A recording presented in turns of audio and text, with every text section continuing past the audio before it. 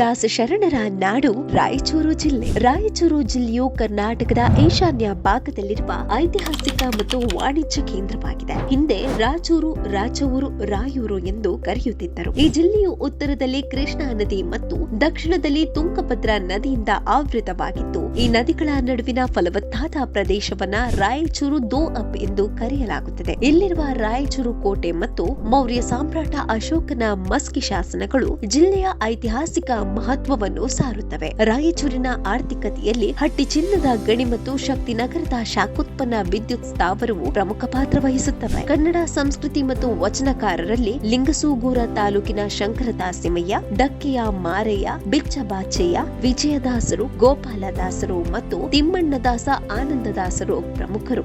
ರಾಯಚೂರು ಜಿಲ್ಲೆಯ ಆಹಾರದಲ್ಲಿ ಅನ್ನ ಮತ್ತು ಭತ್ತದ ಖಾದ್ಯಗಳು ಪ್ರಧಾನವಾಗಿ ಕಾಣಬಹುದು. ಇದರೊಂದಿಗೆ ಉತ್ತರ ಕರ್ನಾಟಕದ ಪ್ರಭಾವದಿಂದಾಗಿ ಜೋಳದ ರೊಟ್ಟಿ ಮತ್ತು ವಿವಿಧ ಪಲ್ಯಗಳನ್ನು ಕೂಡ ಇಲ್ಲಿ ಬಳಸುತ್ತಾರೆ. ಉಡುಗೆ ಪದ್ಧತಿಯು ಸರಳವಾಗಿದ್ದು, ಬಿಸಿಲಿಗೆ ಹೊಂದಿಕೊಳ್ಳುವ ಹತ್ತಿ ಬಟ್ಟೆ, ಪುರುಷರಿಗೆ ಪಂಚ ಮತ್ತು ಮಹಿಳೆಯರಿಗೆ ಸೀರೆಗಳು ಸಾಮಾನ್ಯ.